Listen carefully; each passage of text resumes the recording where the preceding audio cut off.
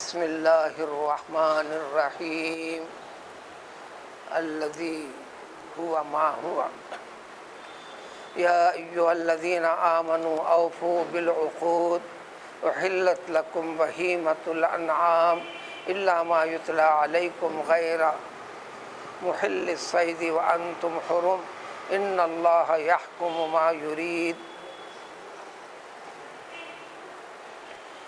سورۃ المائدہ. سورۃ المائدہ ترتیب کے لحاظ سے قرآن مجید کے 114 سوروں میں اس کی ترتیب نمبر 5 ہے.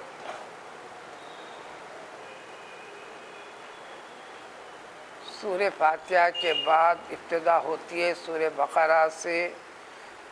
سورہ بقرہ کے اندر اللہ تبارک تعالیٰ نے دین اسلام کے اصول، قانون، اصل قواعد بیان فرمائے اور قریب قریب اسی جیسی چیزیں اور مزید قواعد اس کے بعد والا سورہ آل عمران میں بھی بیان فرمائے. اس طرح مضامین کے اعتبار سے وہ دونوں سورے قریب قریب ہیں. احادیث اور روایت میں ان دونوں سوروں کو ملا کر بھی ایک نام دیا گیا ہے، زہراوین.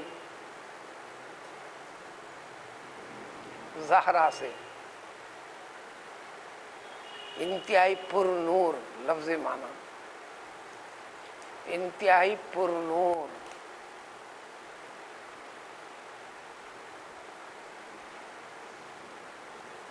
فاطمۃ الزہرا رضی اللہ تعالیٰ عنہ کو بھی زہرا کا لقب ہے. ایمانی اعتبار سے اور دیگر مناسبتوں سے وہ زہرا ہیں. اسی سے زہرن عربی میں پھول کے لیے بھی وہی لفظ ہے. اس کے بعد سورہ گزرا جو نمبر 4 تھا، سورہ نساء، جو اصول اور قواعد سورہ بقرہ کے اندر توحید سے، ایمان سے، اطاعت سے، عبادت سے متعلق ہیں. اس میں نکلنے والے جو مسائل ہیں جو ایمان کا حصہ ہے، ان اصول اور قواعد کے اوپر قائم اور باقی رہنے کے طور طریقوں کی وضاحت اور تفصیل اس سورے سے جڑا ہوا سورے میں گزری جو سورہ نساء کا نام دیا گیا. جو انسان کے زندگی کے آپسی ازدواجی زندگی سے جڑے ہوئے مسائل، عزیز و اقارب سے جڑے ہوئے مسائل، موت کے بعد جڑے ہوئے مسائل، یتیموں سے جڑے ہوئے مسائل، آپس میں پیدا ہونے والے اختلافات سے متعلق مسائل، ان تمام چیزوں کے اوپر انسان قائم رہ سکتا ہے. سب سے پہلا سبق توحید کے اوپر باقی رہے، پوری طرح اللہ تعالیٰ ہی کو پورا سب کچھ کارساز سمجھے. اسی لیے وہ مضامین تھے. اسی جیسے مضامین اس کو کہتے ہیں ایمان، اسلام کے اصول کے فروعی چیزیں، اس سے نکلنے والی چیزیں، اسلام کے اوپر آپ کو قائم اور باقی رکھنے والی چیزیں. جیسے ایک درخت ہے، اس کے ڈالیاں اس کے فروع کہلاتے ہیں، لیکن اس کا تعلق اس کے پیڑ سے اصل ہے. پیڑ نہ ہو تو وہ چیزیں نہیں. بغیر پیڑ کے پھل حاصل ہونے کا تصور نہیں. لہذا اصول اور قواعد توحید، اس سے متعلق مسائل جو سورہ بقرہ میں اور سورہ آل عمران میں بیان کیے گئے، وہ پیڑ کی ایک حیثیت ہیں.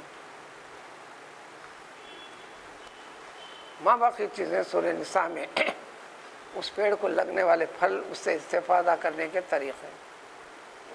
لہذا سارے ہماری اطاعتیں، عبادتیں ان تمام اصول سے جڑی ہوئی ہیں، توحید کے سبق سے جڑی ہوئی ہیں، اس کے قانون سے متعلق ہیں.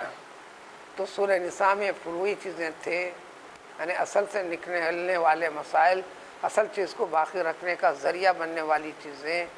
اسی چیزیں یہ سورہ مائدہ بھی ہے، اہمیت کے لحاظ سے بہت بہت بڑی اہمیت کا حامل ہے. سب سے پہلے اس کا نام مائدہ ہے، جو اس سورہ کے اختتامی آیتوں میں لفظ مائدہ کا ذکر آئے گا، انزل علینا مائدۃ من السماء۔ اس میں اللہ تعالیٰ کی قدرت واضح طور پر انسان کو سمجھ میں آتی ہے۔ کائنات کی ہر چیز، انسان کی ہر حرکت اللہ کی طاقت اور قدرت سے ہے۔ اب یہ نمونے تم کو پیش کرنے والا، اس کا مظاہرہ کر کے بتانے والے انبیاء کرام علیہ الصلوۃ والسلام تمہارے درمیان میں بھیجے جانے والے نہیں ہیں۔ ان چیزوں پر اتفاق کرو۔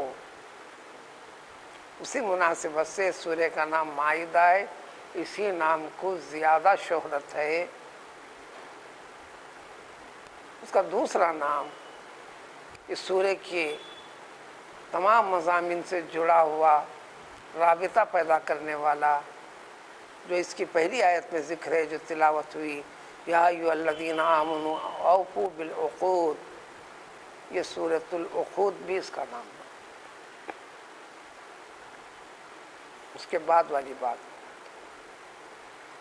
نزول کے اعتبار سے جو قرآن 23 سالہ مدت میں نازل ہوتا چلا، جتنا موجود ہے اس کے سوا بھی نازل ہوا، خود اللہ نے اس کو آنے والے لوگوں کے لیے ہٹا دیا، ضرورت کے لیے رکھے تھے، ہٹا دیے۔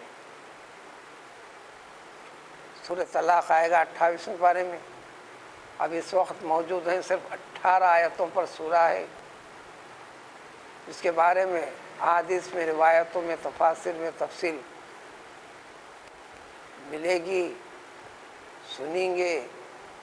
سورہ بقرہ جو 286 آیتوں پر مشتمل ہے، اس سے زیادہ بڑا سورہ تھا۔ سورہ بقرہ میں وضاحت بھی کر دی گئی ہے، الجھن میں پڑھنا نہیں تم، ما ننسخ من آیۃ او ننسیھا نأتی بخیر منھا۔ اللہ نے ان چیزوں کو ہٹا کر، اس سے بہتر ہٹا کر، اس کے متبادل اختصار کے ساتھ آپ کے لیے باقی رکھے ہیں۔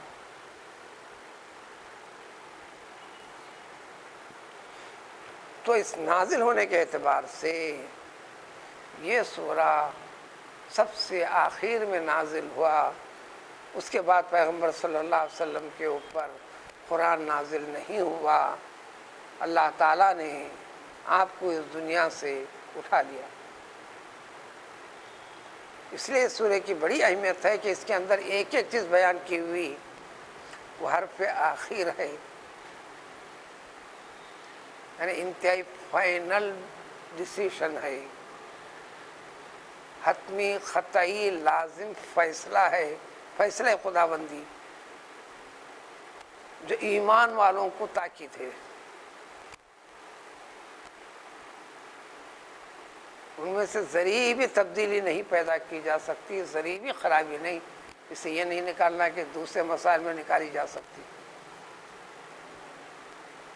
یہ قطعی آخری فیصلہ ہے، اور یہ فیصلے قیامت تک کے لیے، انسان کو تبدیلی لانے کی اجازت نہیں۔ سوچتا ہے تو اپنے ایمان کو بگاڑ کے متعلق سوچتا ہے، خلاف کرتا ہے تو ایمان اور اسلام کے خلاف کرتا ہے، انکار کرتا ہے تو ایمان اور اسلام سے خارج ہو جاتا ہے۔ اس لیے اس سورہ کی اہمیت سب سے زیادہ ہے۔ چلتے ہوئے چلیں گے، اس کے سرسری مضامین کو جوڑیں گے تو اس میں کئی حکمتیں بتائیں ہیں، مسلمان کو اسلامی اعتبار سے اپنا وجود دنیا کے اندر منوانے کے طریقے بتائیں۔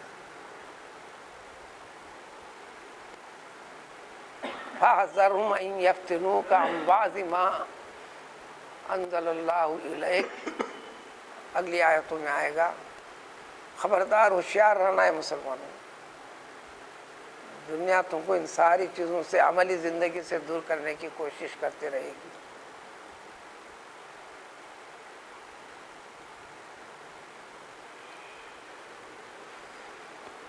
ایک جگہ ذکر آئے گا، کیا اس جیسے طریقے کو چھوڑ کر جاہلی فساد عقیدے کے اوپر مشتمل جو طریقے زندگی تھے، اس زندگی کو اختیار کرنا چاہتے ہو تم، اور دنیا یہی کرانا چاہے گی۔ دنیا کرا بھی رہی ہے، عملی طور پر انسان مسلمان ملوث ہو بھی رہے. دوسرا پہلو، یہ کیفیت اس وقت بھی تھی، پورے ایمانی جوش اور جذبے کے ساتھ نعرہ لگا کر اللہ اکبر کہہ کر جب آگے بڑھے تو ان کے لیے زمین سمٹتے چلے گی. كنا نعلم ما تنقص من الارض.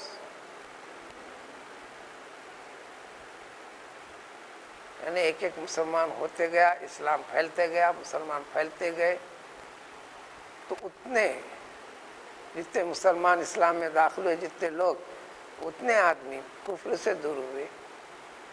اس سے پہلے سب کفری کفر تھا، زمین کا اطراف اپنا سب حصہ انہی کے اوپر تھا، اور جب تم اسلام داخل ہوا ان کے لیے زمین کا حصہ کچھ مختصر ہو گیا، سمٹتے گیا.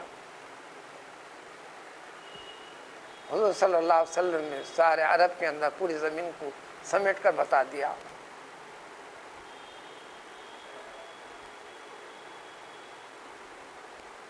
جزوی اعتبار سے دنیا کے طول و عرض میں تک اسلامی پیام بھیج کر صحابہ کو منتشر فرما کر، تاکید فرما کر ان کے لیے زمین گھٹاتے چلے گئے. وہ گھٹی ہوئی زمین کو حاصل کرنا چاہتے ہیں یہ لوگ، یعنی اس اعتبار سے، افرادی اعتبار سے. تو سبق یہ دیے، پورے استقلال کے ساتھ رہو. یہ کیفیت نہیں ہے، یہ ہمت پیدا کرو، یہ نہیں ہے. 20 ممالک آج اس دنیا میں بھی ہیں جس کو مسلم مملکتیں کہتے ہیں، لیکن اسلامی مملکت نہیں. دو باتیں الگ ہیں. مسلمانوں کی حکومت ایک الگ چیز ہے، اسلامی حکومت ایک الگ چیز ہے.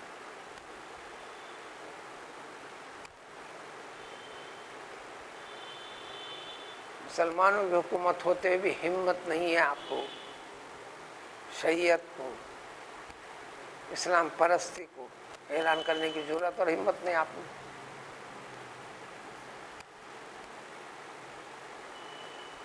اور ان کثرت ممالک جو مسلمانوں کے کہیں گے، ان میں کثرت یہی ہے کہ پوری طرح ہمت ہے ہی نہیں، راست طور پر عام دنیا کے پیام کو قبول کرتے، عملی طور پر قبول کرتے ہوئے آگے بڑھ رہے ہیں.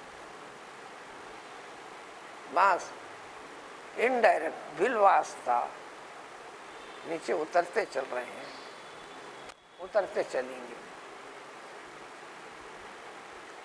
اس لحاظ سے یہ آیت شریفہ، بلکہ سب سے پہلی آیت شریفہ جو ہے، ہم صرف ترجمہ کر کے انتہائی اختصار سے گزر جائیں گے.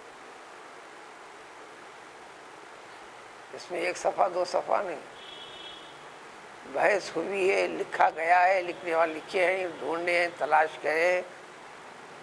1000 صفحے سے زیادہ کی بحث ہے، جو ہم کو معمولی شاید ترجمے میں بات سمجھ میں نہیں آئیں گی. انتہائی اختصار سے ہم 2-4 سطر میں مطلب بیان کریں گے، ساری تفصیلات کے ساتھ جڑا ہوا ہے. یہ جو سب سے پہلی آیت شریفہ ہے. اور ایک بات جو بتا دی گئی، سب سے آخر نازل ہوا، یہ فیصلے قطعی ہیں، اب اس میں تبدیلی کا سوچنا ہے. حکم مسلمان کے لیے، یا ایھا الذین آمنوا، اے ایمان والو. یہ ایمان سے جڑا ہوا لازمی جز ہے، ایمان کی بقا اسی کے اوپر ہے. اس کے بغیر تم سمجھ لو مسلمان، تم سمجھ لو مومن، اللہ کے نزدیک وہ اسلام نہیں ہے جو اسلام. ان الدین عند اللہ الاسلام، ان الدین عند اللہ اسلام. دین نام کے جو چیزیں اسلام کے جو طریقے ہیں، اس میں کوئی تبدیلی نہیں ہے، ایمان کے ساتھ لازمی جز ہے. بس اتنے جملے کے اوپر جو سینکڑوں صفحات کی جو بحث ہے، اوفوا بالعقود، اس کے بعد پوری تفصیل ہے، مختلف اعتبار سے پورے سورے میں چلے گی.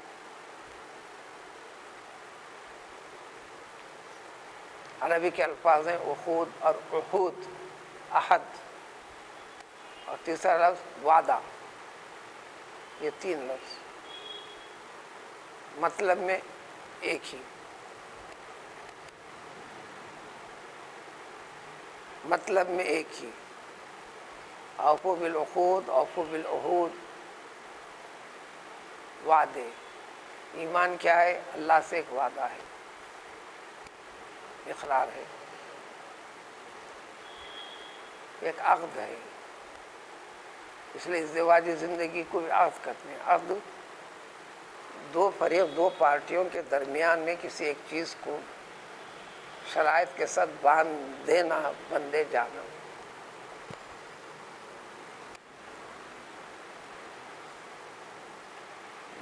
یہ عقود 3 قسم کے ہیں. اس سے متعلق احکام، اس سے متعلق تفصیل. دوسرا ایک اہم پہلو جو اس سورے کے اندر خلاصے میں جو نکلے گا، اسی سورے میں آئے گا ذکر. یہودیوں کو اللہ تعالیٰ نے کتاب دی، وہ کتاب کے بارے میں ذکر آیا کہ فیہ ھدی و نور. عیسائیوں کو بذریعہ عیسیٰ علیہ السلام اللہ تعالیٰ نے انجیل عطا فرمائی. اس کتاب کے بارے میں فرمایا. اس کے چند رکوع کے بعد اس کی تفصیل آئے گی. تو گویا شروع سے آخر تک مربوط اور جڑا ہوا مضمون ہے. اس کے بارے میں فرمایا کیا؟ ھدی و نور. انسان کی رہنمائی کے لیے، ہدایت کے لیے جتنے چیزیں ہیں سب بیان تھے اس کے اندر. انجیل میں بھی، اس میں بھی قرآن کے بارے میں آگے فی ھدی و نور، ایک سے زائد مطلب. پھر بتانا کیا ہے؟ اسی کے بعد فرمایا وہ اس کا ذکر کر کے وَاحْذَرْهُمْ أَن يَفْتِنُوكَ عَن بَعْضِ مَا أَنزَلَ اللَّهُ إِلَيْكَ. بہت احتیاط سے رہنا، بچنا ہے مسلمانوں.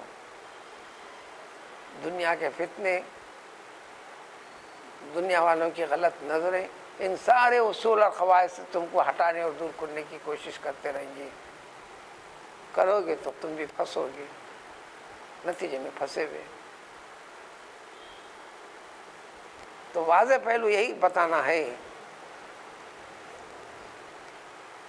ایک بنیادی چیز یہ، ساری اللہ تعالیٰ کی کتابوں سے بنیادی چیز یہی بتائی گئی ہے.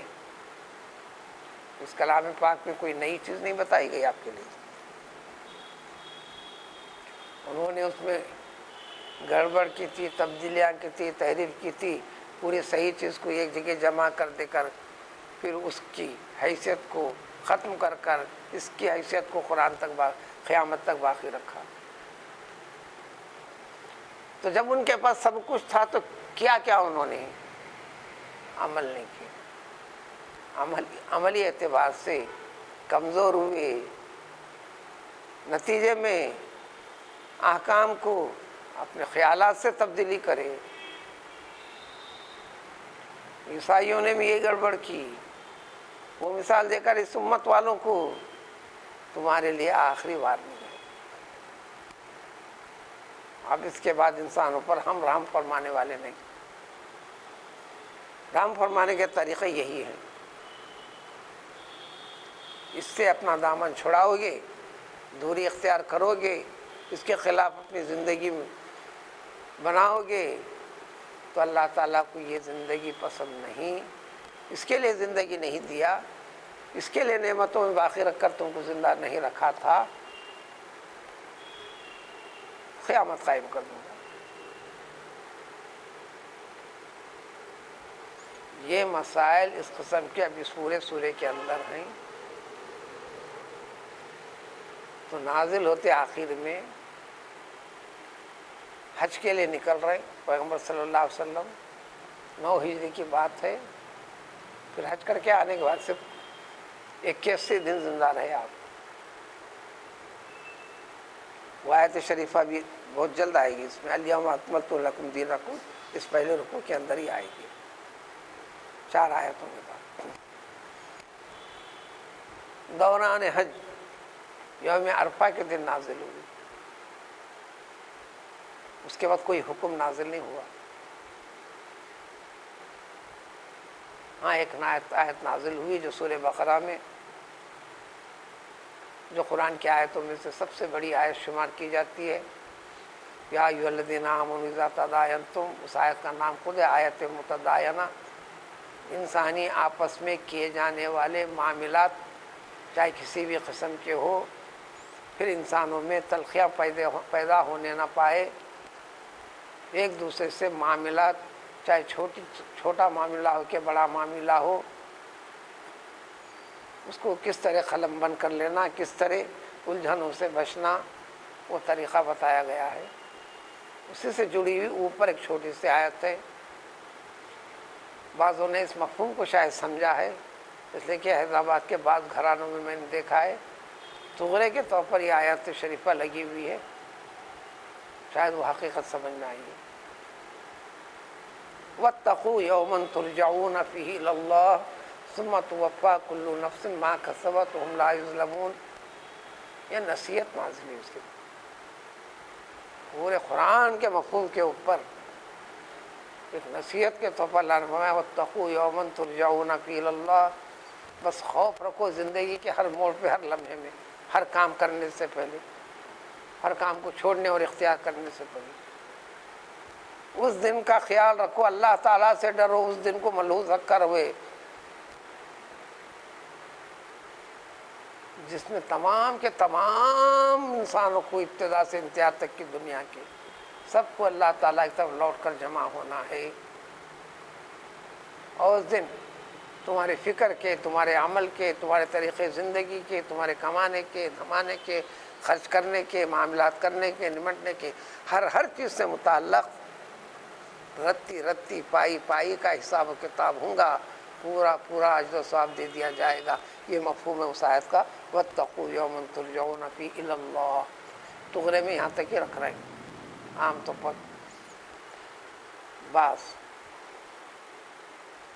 فہم اور سمجھ رکھنے والوں کے گھروں میں یہ تغرا دیکھا ہوں۔ میرے پاس ایسے کوئی تغرے نہیں ہیں، لیکن یہ دیکھا ہوں۔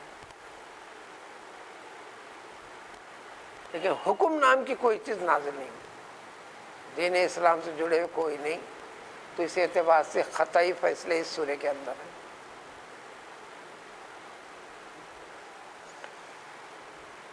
پیغمبر صلی اللہ علیہ وسلم جس اونٹی پہ سفر کر رہے تھے، قرآن نازل ہوا،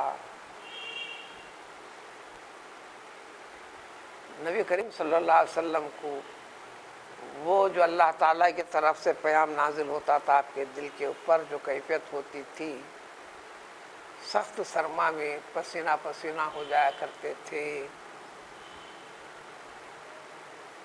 اونٹنی بھی بوجھ برداشت نہیں کر سکتی تھی، آپ اونٹنی جس کا نام عذبہ تھا اس پہ تشریف فرما تھے، اونٹنی برداشت نہیں کر سکی، آپ نیچے اتر گئے۔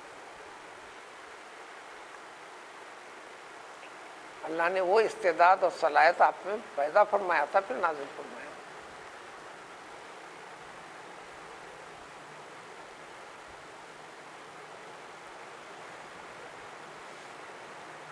حج کے سفر کے درمیان میں، پھر مکے میں پہنچنے کے بعد پورے اس میں یہ آیتیں نازل ہوتی چلی۔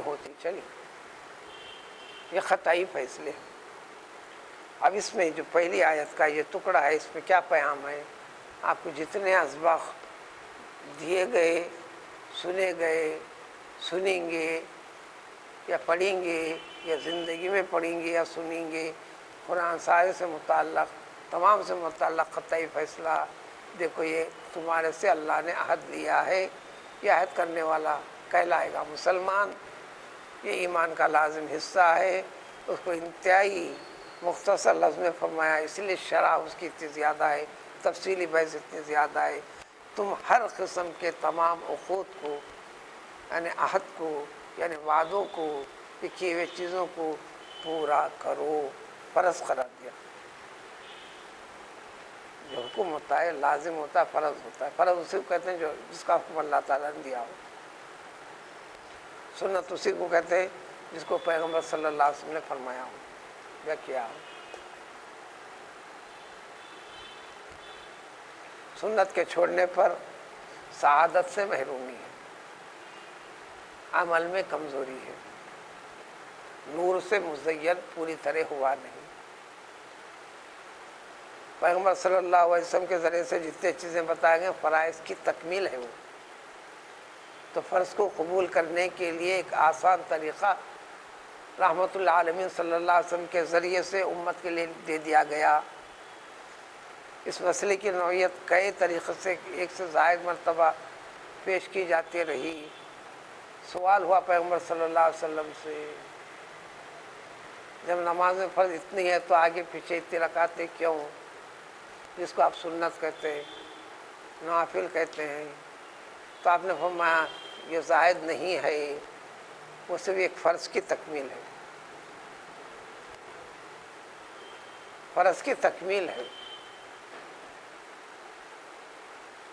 سارے روزے اہتمام سے رکھنے کے باوجود لازم قرار دیا صدقہ فطر، پورے رمضان کے روزوں کا ایک جز ہے،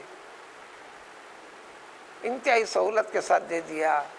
جو بھی خرابیاں غفلت میں انسان کی صحیح روزے دار رکھنے والے سے جو غلطیاں ہیں، رب العزت کے پاس قبولیت کے لیے جو رکاوٹ بن سکتے ہیں، وہ رکاوٹ کو دور کرنے کا ذریعہ ہے. اسی طرح سنت اور نافل کی اہمیت یہ ہے، یہ زائد نماز ہے یہ نہیں، پورے سنتیں پڑھتا کمال نہیں، ساری چیزیں کرنے کے بعد سے وہ ایک فرض کی تکمیل ہوئی. اس لیے کہ اصل فرض کی تکمیل اللہ تعالیٰ کے منشے کے مطابق ادا کرنے کی طاقت کسی میں نہیں ہے. خود پیغمبر صلی اللہ علیہ وسلم فرمایا یہ کمر توڑ ہے، اس جیسے احکام جس پہ آئے ہیں ایسی آیتیں مجھے بوڑھا بنا دیا ہے. یعنی فکر میں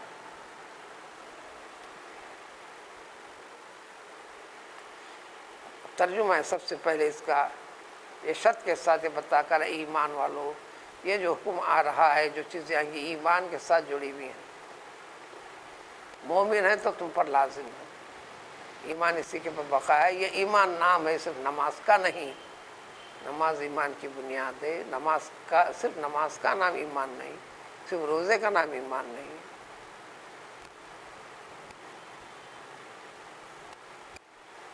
صرف زبان سے ذکر کی شکل میں کہہ دینے کا نام ایمان نہیں.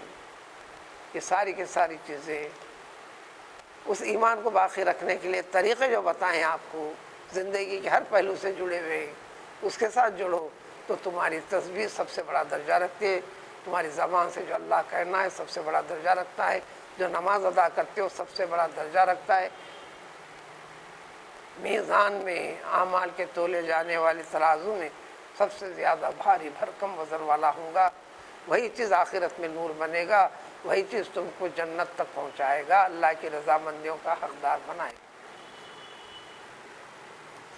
اے ایمان والو تم پورا کرو سارے کے سارے عقود کو جتنے تم سے لیے گئے، یعنی جتنے احکام دیے گئے. عقد کس کو کہتے ہیں بتا دیا گیا. کسی بھی دو پارٹیوں میں، دو فریق میں، چاہے وہ فریق چھوٹا ہو بڑا ہو، تعداد میں کم ہو زیادہ ہو، جو وعدہ کر لیا گیا ہے، عہد کر لیا گیا ہے، اقرار دے دیا گیا ہے، پورا کرو، خلاف نہیں کرنا. اور ایمان ایک عہد ہے تو لہذا 3 حصوں میں بٹتا ہے. پورا قرآن اسی سے جڑا ہوا ہے. ایک عہد بندے کا اللہ تعالیٰ سے، اسلام لایا، ماننے کا اعلان کیا، سارے اطاعت عبادتیں آئیں گی، چھوڑنے کی اجازت. اور ایک عہد خود انسان کا انسان سے، کبھی بھی زندگی میں کچھ میں ایسا کروں گا آپ کو چھوڑنے کی اجازت نہیں. جب میں کروں گا، جب کہیں گے آپ وہ فرض ہو گیا، اس کے بارے میں پوچھیں گے. ایک اللہ فرض کرتا ہے، ایک بندہ ایسا کہہ کر فرض کر دیتا ہے. اس کے نمونے قرآن میں کئی جگہ وضاحت سے ہیں. خاندانی رشتہ داروں میں مستح نامی صحابی انتہائی غریب کمزور، خاندانی رشتے ناطے میں سیدنا ابوبکر صدیق رضی اللہ تعالیٰ عنہ کے خاندان سے ہی جڑے ہوئے تھے.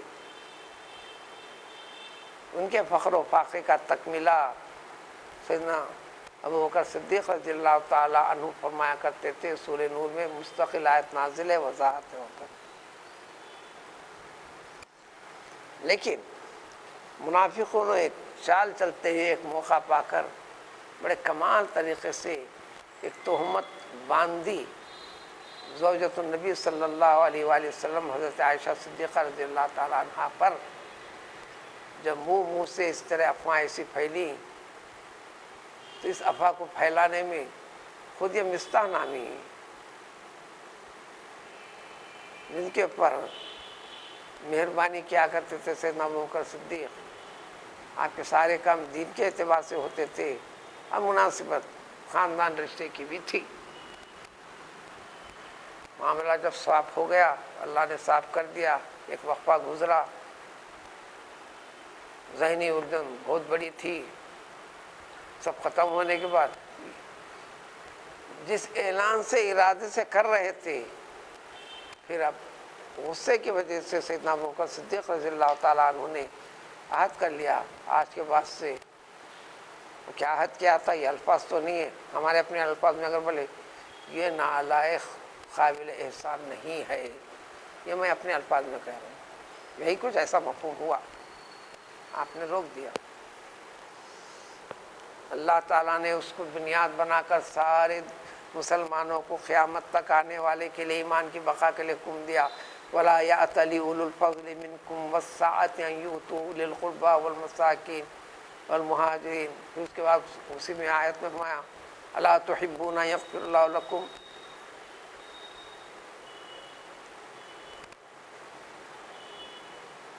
کمی نہیں کرنا. اب اس وقت کمی کرو تو حد کو توڑ رہے ہو. تو اب تک جو کیے تھے کوئی غرض دوسری تھی، خالصاً للہ نہیں کہلائے گی. کیا تم کو اچھا نہیں لگتا کہ اللہ تعالیٰ تم پر مہربان ہو جائے، تمہاری مغفرت فرمائے؟ آیت شریفہ سنتے ہی بلا کسی تعامل کے صدیق اکبر نے تصدیق فرماتے فرمایا نعم انا احب ان یغفر اللہ لی، مجھے سب سے زیادہ اچھا پسند ہے کہ اللہ میری مغفرت فرمائے. دوڑتے ہوئے جا کر پھر ان کو پوری زندگی پر مدد کرے.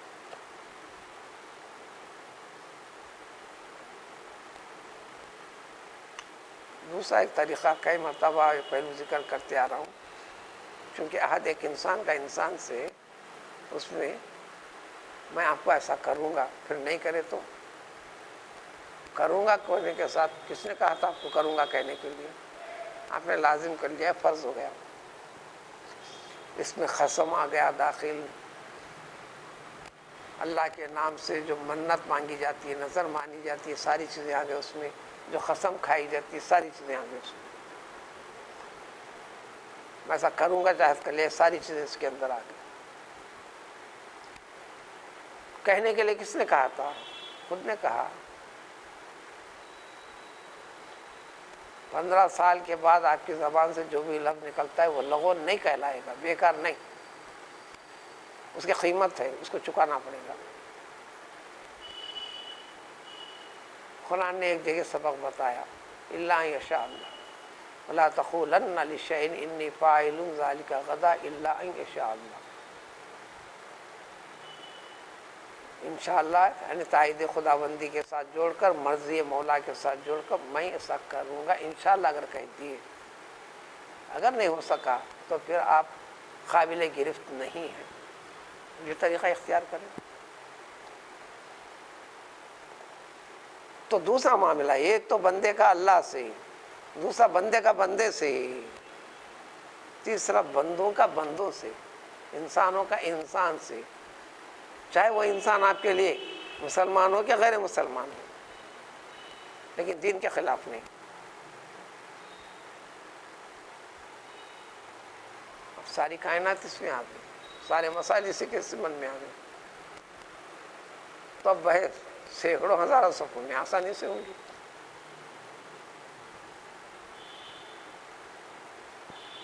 تو ہر قسم کے عہد کو تم پورا کرو گے. یہاں سے اتنے جملے کو بعضوں نے ایک آیت بھی شمار کیا ہے، اس لیے وقف کی علامت میں یہاں بالکل بدلا ہوا جیسے 5 جیسا لکھ کر پھر ایک بات پوری ہوگی تا، یہاں سے بات مستقل ختم. جیسے سورہ فاتحہ کے اندر چھٹی آیت میں بھی یہی علامات آپ پڑھو گے، دیکھو گے، جو ترتیب میں نمبر 6 شمار کی جا رہی ہے. انعمت علیہم پر پھر غیر المغضوب علیہم ولا الضالین کو 7واں نمبر دیا جا رہا ہے.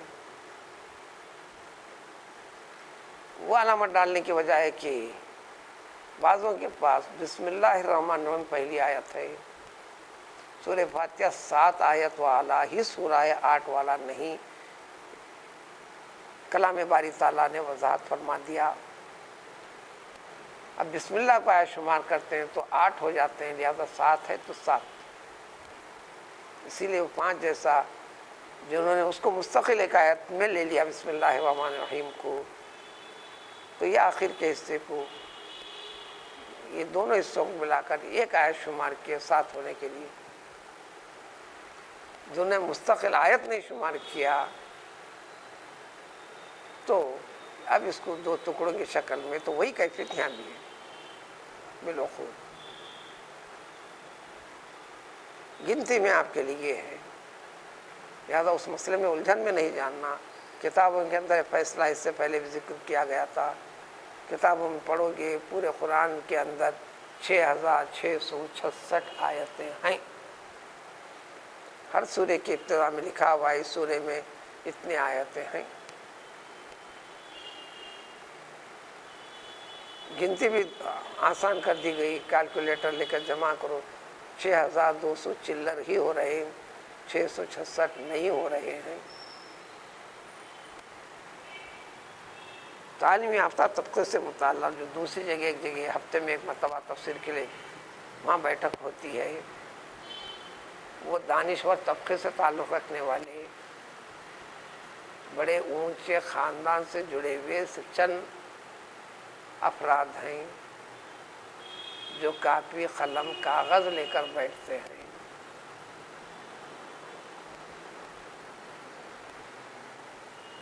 ان کے لحاظ سے ان کے لیے الفاظ معنی بحث سے ان کے لیے بتائے جاتے ہیں، لکھے بھی جاتے ہیں، اور وہ کم و بیش قرآن کے سبھی آیتوں کے مطالب سے واقف بھی ہیں.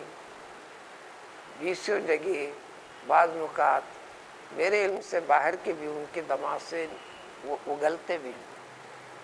لیکن وہ لوگ مستقل طور پر شہر حیدرآباد میں اپنے اپنے اعتبار سے تحریک اسلام، تبلیغ اسلام کی نوعیت میں جڑے ہوئے ہیں، تو تربیت کے عنوان سے بیٹھتے ہیں. عام پبلک کی محفل نہیں ہوتی، وہ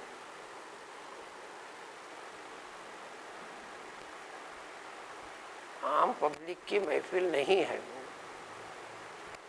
اس عنوان سے بیٹھک ہے جو کوئی 15 سال سے چل رہی ہے. اس میں سے ایک نے کہا یہ غلط ہے جو 6666 کہہ دیا گیا ہے.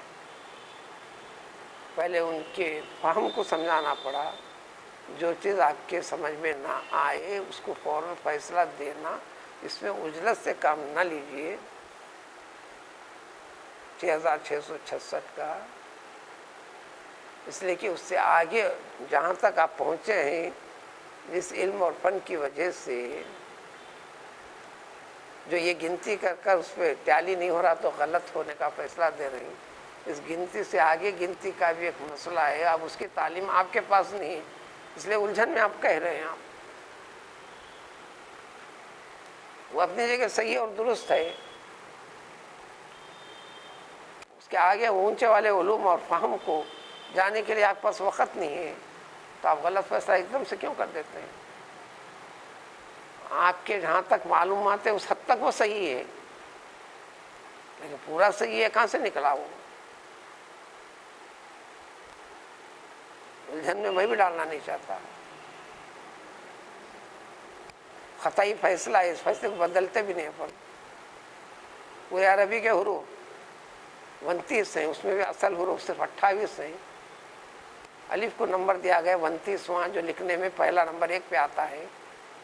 اس لیے کہ کسی بھی کلمے کا اصل وٹ کا پارٹ آف دی ورڈ نہیں بنتا، وہ ایکسٹرا رہتا ہے، اس لیے اس میں زیر آتانا زبر آتانا پیش قرآن کے پڑھنے اور پڑھانے والے کو طریقہ بتاتے ہیں، جس کے اوپر زیر زبر پیش لکھا ہوا نہیں ہے یا جزم بھی لگا ہوا نہیں ہے، وہ حرف مت سمجھ جاؤ، اس کا نام الف ہے، اس کو یہاں تک کی تعلیم دیتے ہیں، اس سے آگے کی کائنات اس کے سمجھ سے باہر ہے، اس کی بہت بڑی حقیقت ہے وہ الف کی، لیکن مستقل لیٹر نہیں ہے، وہ کسی کے سپورٹ کے لیے آتا ہے وہ۔ اب اس کے آگے کی چیزیں تقریب میں چلو تو 36 لیٹر ہیں اصل میں عربی کی، جو آپ کو اسٹیج میں نہیں مل رہے، اب الجھن کیوں دماغ میں رکھتے ہو؟ جب اس میں چلو گے تو جتنے لہجے ہیں عامی زبان فلاں فلاں وہ سب صحیح کا اخراج کرنے لگو گے۔ ایو شہنزاری کا کو عرب کرے ایش، 3 ورڈز کو ایک ملا لیا، اینا کو این کہتا، کوئی فین کہتا،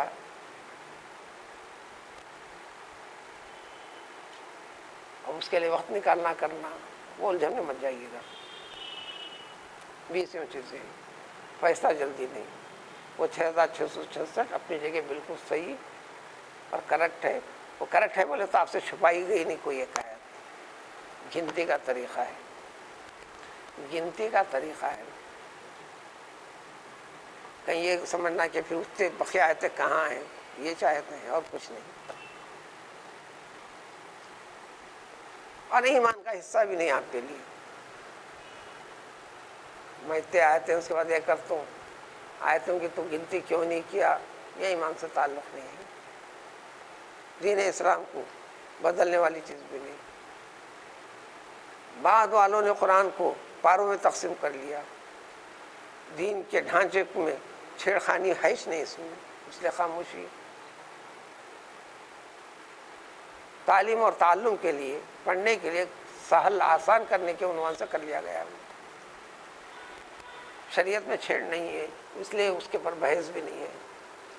30 پاروں میں تقسیم بھی، یہ بھی کوئی شرعی حیثیت نہیں ہے، ایک سہل آسان کرنے کا طریقہ ہے۔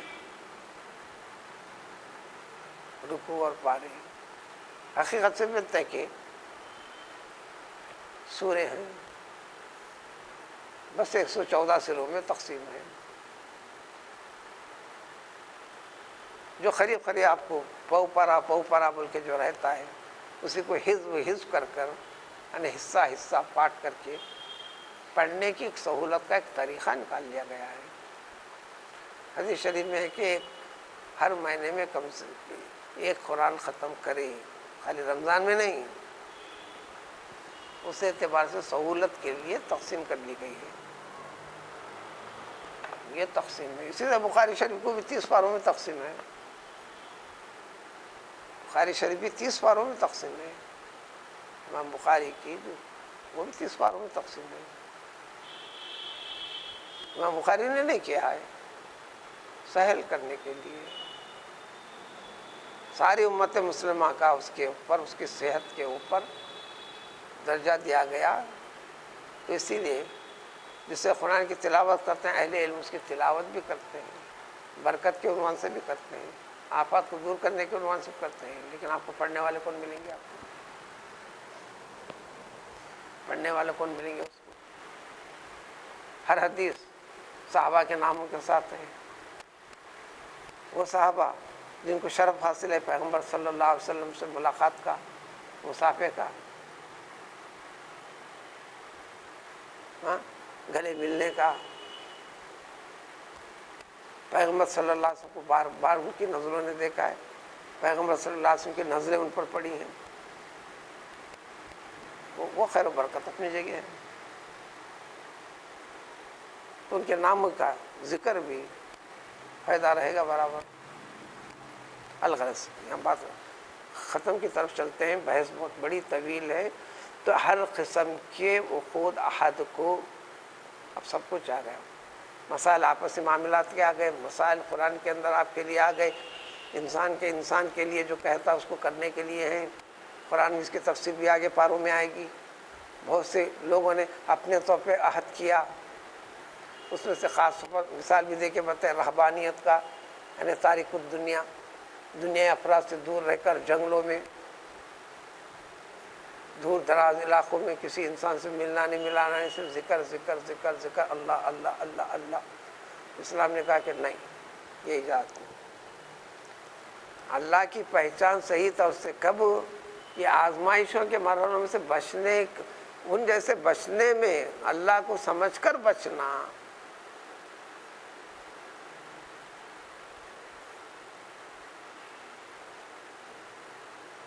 اس امت سے پہلے کہ ایک انسان کا ذکر نبی کریم صلی اللہ علیہ وسلم نے بتایا، حدیث شریف میں ہے، اس کو جنتی قرار دیا گیا۔ ملی کیسا جنت؟ انسان کے ساتھ رہ کر گناہ کبیرہ سے بچا، اس میں جنت حاصل کرنا ہے۔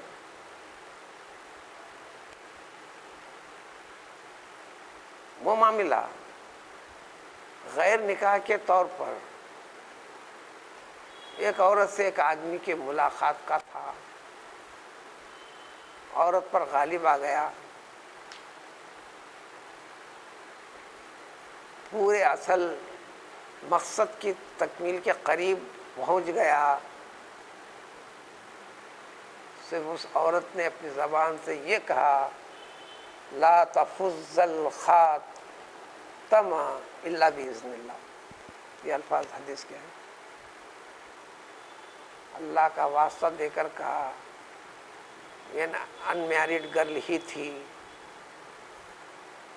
خاتم سل بند چیز کو کہتے ہیں، اس لیے خاتم النبیین، سارے انبیاء کے اوپر سلسلے کو مہر لگا دی گئی۔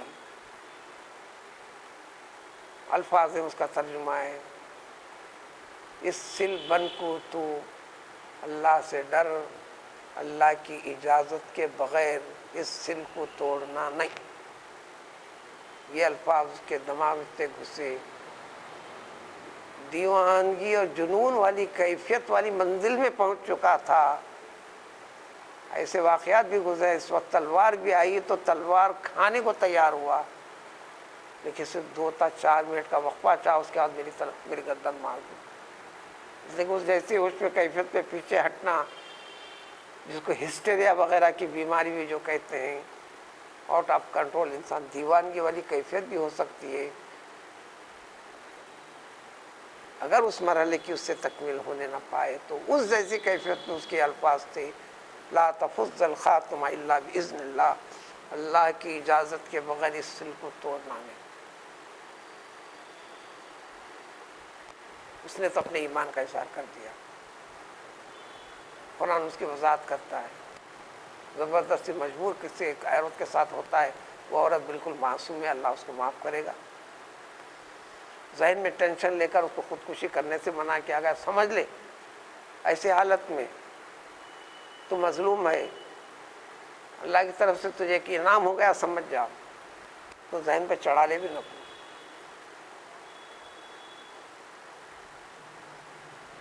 معتوب گناہ گار یہ کہلائے گا، لیکن اس شخص نے فوراً اپنے ارادے کو بدل دیا، ہٹ گیا۔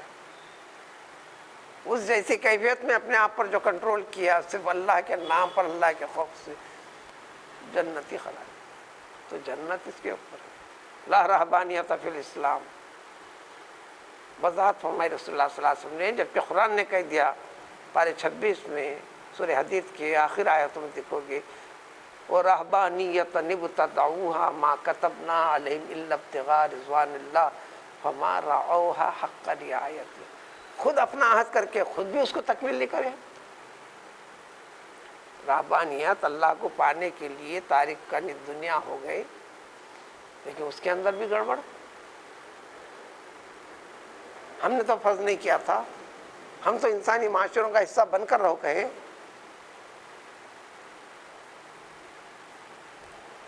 خود عہد کر کے خود پورا نہیں کرے،